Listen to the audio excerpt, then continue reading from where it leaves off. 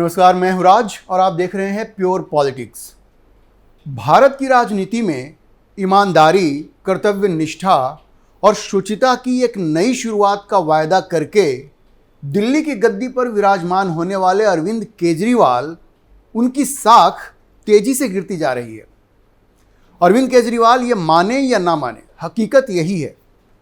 अब विडंबना यह है कि भ्रष्टाचार के खिलाफ लड़ाई को अपनी पार्टी का यूएसपी, यूनिक सेलिंग प्रोपोजिशन यानी मुख्य पहचान बताने वाले केजरीवाल आज खुद भ्रष्टाचार के गंभीर आरोप में जेल में हैं। आपको याद होगा कि यही केजरीवाल किस तरह से कहा करते थे कि भ्रष्टाचार का आरोप लगते ही कोई भी हो, मंत्री, मुख्यमंत्री, प्रधानमंत्री, उसे इस्तीफा दे देना चाहिए जब तक कि उन पे लगे आरोप गलत साबित ना हो जाए। लेकिन सत्ता मिलने के बाद केजरीवाल की भाषा ही बदल गई है, सिद्धांत बदल गए हैं। भारत में एक परंपरा रही है कि जब भी किसी मुख्यमंत्री के जेल जाने की नौबत आई तो उसने अपने पद से इस्तीफा दे दिया। लेकिन केजरीवाल एकमात्र ऐसे मुख्यमंत्री बन गए हैं जो जेल से सरकार चला रहे हैं। सोचिए, लालू यादव से लेकर हेमंत सोरेन तक सबने भ्रष्टाचार के मामले में गिरफ्तारी से पहले ही अपने पद से इस्तीफा दे दिया, लेकिन केजरीवाल ने ऐसा करने से इनकार कर दिया। अब लोग पूछ रहे हैं कि आपके उन बड़े बड़े सिद्धांतों का क्या हुआ, और केजरीवाल के पास आज इस सवाल का कोई जवाब नहीं है। ये वही केजरीवाल हैं, ध्यान दीजिए, और उस वक्त सोचिए जब वो इलेक्शन लड़ने से पहले वो ये सारे आंदोलन कर रहे थे, तो वो कहते थे, वो पहले एक वैगन आर में घुमा करते थे, आप सबको याद होगा, और वो वैगन आर में घूमकर अपनी सादगी का ढिंढोरा पीटते थे। अब उन्होंने वायदा भी किया था कि अगर वो मुख्यमंत्री बने तो महंगी गाड़ी, बड़ा बंगला, लंबी चौड़ी सिक्योरिटी कुछ भी नहीं लेंगे। लेकिन चुनाव जीतने के बाद उन्होंने सारे वायदों को तिलांजलि दे दी। उनके पास आज महंगी गाड़ी भी आ गई है, आलीशान महल भी आ गया है, वही जिसको लोग शीश महल कहते हैं, और सिक्योरिटी का लाव लश्कर भी आ गया है। और इन सब का नशा केजरीवाल के ऊपर ऐसा चढ़ा कि उन्होंने राजनीति की सारी परंपराओं को एक तरह से यमुना में बहा दिया। जेल जाने के बाद भी मुख्यमंत्री की कुर्सी से चिपके रहने की उनकी जिद ने लोगों की नज़र में आज लालू यादव और हेमंत सोरेन जैसे राजनेताओं को भी उनसे बेहतर राजनेता बना दिया है। लोगों को लग रहा है कि वो कम से कम उन्होंने इस्तीफा तो दिया, उन्होंने सत्ता लोलुपता तो नहीं दिखाई, ये जिद तो नहीं की कि हम जेल से सरकार चलाएंगे। तो ये आज की तारीख में केजरीवाल से अच्छी स्थिति में लालू यादव और हेमंत सोरेन भी दिख रहे हैं, क्योंकि उन्होंने वैसी सत्ता लोलुपता नहीं दिखाई जैसी कि आज केजरीवाल दिखा रहे हैं। अभी आप देखिए कि दिल्ली का हाल क्या है। दिल्ली में बारिश हो गई, चारों तरफ अफरा तफरी का माहौल है, सड़कें डूब गई हैं, बिजली की व्यवस्था खराब हो चली है। दिल्ली बेहाल है, लेकिन कोई फंक्शनल मुख्यमंत्री नहीं है यहाँ पर। और दिल्ली वाले पूछ रहे हैं कि भाई हमें फंक्शनल सीएम कब मिलेगा। एमसीडी भी आम आदमी पार्टी के पास ही है, लेकिन जब टॉप पे जो बंदा है, जो व्यक्ति है, अगर वही अवेलेबल नहीं है कोऑर्डिनेशन के लिए, तो जिस तरह के परिणाम मिलने चाहिए दिल्ली के लोगों को वो नहीं मिल रहा है। मुख्यमंत्री जेल में है, और अरविंद केजरीवाल जेल से कब बाहर आएंगे ये कहा नहीं जा सकता। आप सबको मालूम होगा कि शराब घोटाले में ईडी के बाद अब सीबीआई ने भी उन्हें गिरफ्तार कर लिया है, और ये दो अलग अलग केस हैं, है शराब घोटाले से ही संबंधित, लेकिन ईडी ने उनको पीएमएलए में prevention of money laundering act में, जो मनी लॉन्ड्रिंग से रिलेटेड है, उसमें गिरफ्तार किया है। लेकिन सीबीआई ने भ्रष्टाचार के मामले में प्रिवेंशन ऑफ करप्शन एक्ट में उनको गिरफ्तार किया है। तो एक बात तो तय है कि अरविंद केजरीवाल अब लंबे समय तक जेल में रहेंगे, और वो कब बाहर आएंगे ये कहा भी नहीं जा सकता। तो क्या दिल्ली अब लंबे समय तक बिना किसी मुख्यमंत्री के रहेगा? भाई, दिल्ली के लोगों ने क्या गलती की है? उनको ये सज़ा क्यों मिलनी चाहिए?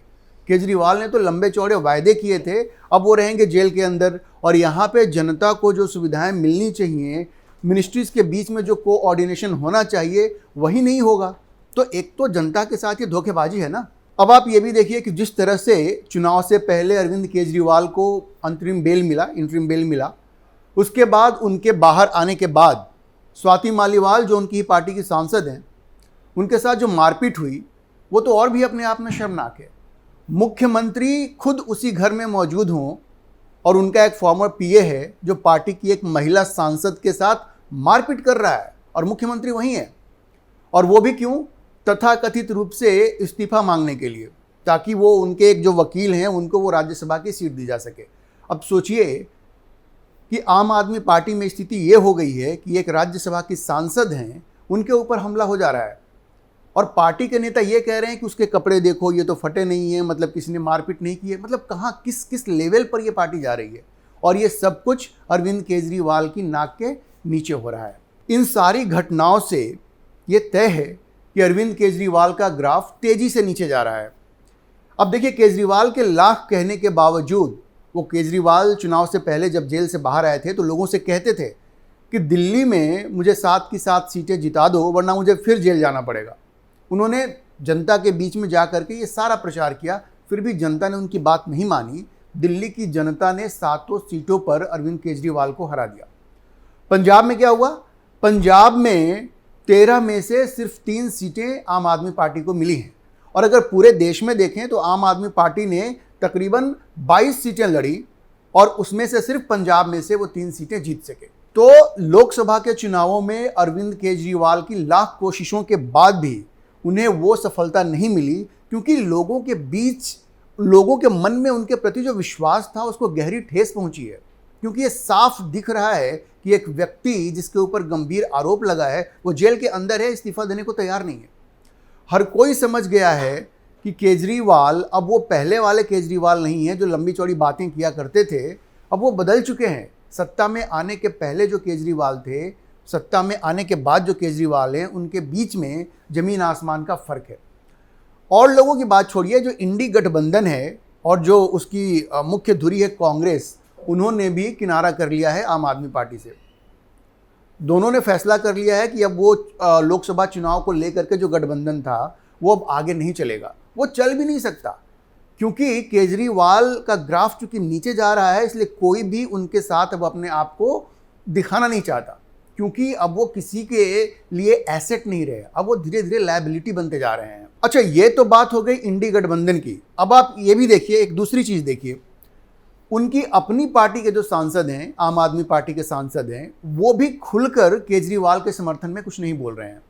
अब कुछ ही चेहरे हैं जो आपको दिखते होंगे कि वो बोल रहे हैं, वही संजय सिंह हैं, वही आतिशी हैं, सौरभ भारद्वाज, राघव चड्ढा जो इनके इतने करीब हुआ करते थे, जो बीच में इंग्लैंड चले गए थे, फिर वापस आए, अभी नहीं मालूम कि वो कहाँ हैं और क्या कर रहे हैं। उनके एक्सपर्ट ट्वीट, आपको ट्वीट पे उनके ट्वीट्स दिख जाएंगे आपको, लेकिन वो जो सामने आकर के बयान देना और बिल्कुल अरविंद केजरीवाल के पीछे खड़े रहना, वो सब अब आपको नहीं दिख रहा होगा। राघव चड्ढा की ये स्थिति है। स्वाति मालीवाल अब तो एक तरह से वो उनसे अलग ही हो चुकी हैं। तो ये हो क्या रहा है? देखिए, आम आदमी पार्टी के 13 सांसद हैं, 10 राज्यसभा में और 3 लोकसभा में। अब आप देखिए कि अभी संसद सत्र शुरू हुआ तो केजरीवाल की गिरफ्तारी के खिलाफ आम आदमी पार्टी के जो सांसद हैं उन्होंने विरोध प्रदर्शन किया। अब आप देखिए कि जब संसद सत्र शुरू हुआ तो केजरीवाल की गिरफ्तारी के खिलाफ आम आदमी पार्टी के सांसदों ने विरोध प्रदर्शन किया। लेकिन मजे की बात यह रही कि इंडी गठबंधन के किसी घटक दल ने उनका साथ नहीं दिया। अब पहले तो सब साथ में बोलते थे कि केजरीवाल जी के साथ ज्यादती हो रही है, लेकिन जब वो प्लेकार्ड लेकर के, वो तख्ती लेकर के जब वो संसद में खड़े थे तो इंडी गठबंधन का कोई भी सदस्य उनके साथ नहीं दिखा। मतलब अब कोई उनके पीछे खड़ा नहीं रहना चाहता। तो ये तो इंडी गठबंधन की बात हो गई। इनके जो 13 सांसद हैं उनमें से ज़्यादातर इस विरोध प्रदर्शन में नहीं दिखे। 27 तारीख को सिर्फ 7 सांसद दिखे जो ये तख्ती लेकर के खड़े थे, 28 को सिर्फ 4 दिख रहे थे।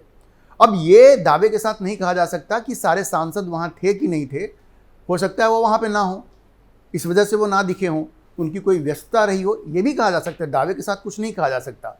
लेकिन इतना बड़ा मुद्दा है अरविंद केजरीवाल की गिरफ्तारी, संसद का पहला सत्र है, उसमें इन सारे सांसदों का, और 7 सांसद दिख रहे हैं, 4 सांसद दिख रहे हैं। भाई होना तो ये चाहिए था कि 13 के 13 वहाँ दिखने चाहिए थे। चलिए, स्वाति मालीवाल वहाँ नहीं है, ये अलग बात है। हरभजन सिंह क्रिकेट में बिजी हैं, वो बात समझ में आती है। फिर भी 11 लोग हैं, वो दिखने चाहिए। लेकिन आप देखेंगे कि वो सारे सांसद भी उनके सपोर्ट में नहीं दिख रहे हैं। तो आप समझ सकते हैं कि केजरीवाल का साथ ऐसा लग रहा है कि धीरे धीरे उनके अपने लोग भी उनकी बातों से कन्विंस नहीं हैं और धीरे धीरे वो भी किनारा करते जा रहे हैं। एक चीज और समझने की बात है, अरविंद केजरीवाल भी उन राजनेताओं में से हैं जिन्होंने वंशवाद का विरोध किया था, लेकिन अब उनकी पत्नी सुनीता केजरीवाल पार्टी में दूसरे नंबर पर आ गई हैं। लेकिन अब उनकी जो भाषा है वो भी ये बता रही है कि शायद वो अरविंद केजरीवाल की रिहाई को लेकर के बहुत कन्विंस्ड नहीं है और हताश हो रही हैं। केजरीवाल की रिहाई की कोई उम्मीद उन्हें नहीं दिख रही है। अभी उन्होंने एक ट्वीट किया था कुछ दिनों पहले, उसमें उन्होंने जैसे नरेंद्र मोदी को शाप दिया हो, जो बड़ी ही बचकानी बात लगती है।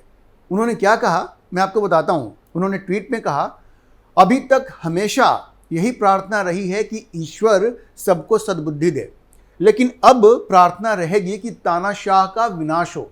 ये कौन है तानाशाह? जाहिर है वो नरेंद्र मोदी की तरफ इशारा कर रही हैं, लेकिन विनाश हो, ऐसे शब्दों का प्रयोग, भाई ऐसे शब्दों का तो प्रयोग तभी होता है जब आप हताश हो जाते हैं, और निश्चित रूप से ये सुनीता केजरीवाल की हताशा को दिखाती है। अगर सुनीता जी बुरा ना माने तो मैं उन्हें ये कहूँगा कि सद्बुद्धि की ज़रूरत अरविंद जी को है। वो दिल्ली की जनता को मुख्यमंत्री से महरूम ना करें। दिल्ली की जनता को मुख्यमंत्री की ज़रूरत है।